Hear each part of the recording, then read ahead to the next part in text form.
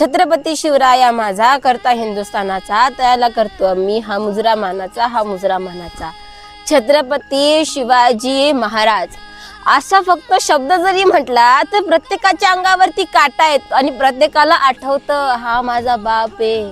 पण माझा बाप 3 एप्रिल 1680 मध्ये आपल्याला सोडून निघून गेला. हो, या स्वराज्याला शेवटचा निरोप दिला आणि स्वराज्याला निरोप देऊन ते निघून गेले. निघून गेल्यानंतर सुद्धा हंबीरराव मोहित्यांच्या स्वप्नामध्ये आले आणि सांगितलं, हंबीरराव मोहिते, आपलं जे स्वराज्य आहे ना ते स्वराज्य आपल्याला टिकून ठेवायचंय.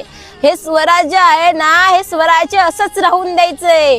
स्वराज्यामध्ये प्रत्येक एक मराठी मावळा आणि प्रत्येक आई बहीण आपली चांगली नांदली पाहिजे. आपल्या प्रत्येक आई बहिणींना कोणत्याही गोष्टीची कमी झाली नाही पाहिजे, कोणत्या गोष्टीची कमी त्यांना बसली नाही पाहिजे, असं त्यांची इच्छा होती.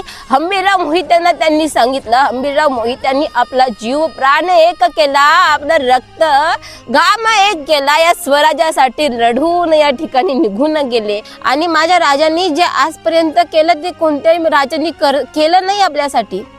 ना आपल्या सुखाचा विचार केला, ना आपल्या परिवाराचा विचार केला. आपल्या देहाचा त्याग करून या स्वराज्याच्या मातीला सोन्यासारखं घडवलं या माझ्या राजांनी.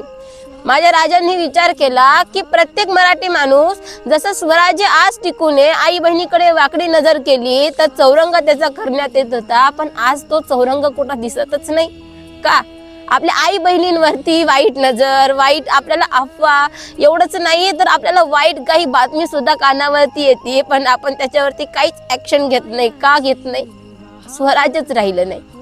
अहो, माझं सांगण्याचं तात्पर्य एवढंच की स्वराज्य आधी जसं होतं तसं टिकून राहावं म्हणून प्रत्येकाच्या मनामध्ये स्वराज्याविषयी थोडी तरी भावना. माझ्या राजांचं तुम्हाला कौतुक वाटतं ना, मग राजांचं कौतुक वाटतं, मग त्या राजांसारखं नाही होता आलं तर चालेल, पण त्या राजांच्या मावळ्यांसारखं तरी आपण निदान झालं पाहिजे.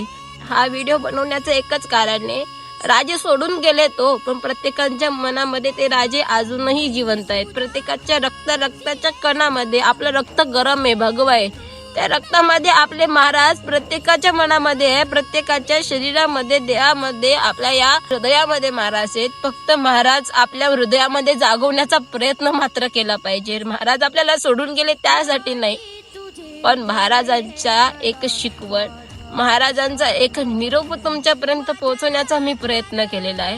तोपर्यंत जय शिवराय, जय शंभूराय, जय हर हर महादेव.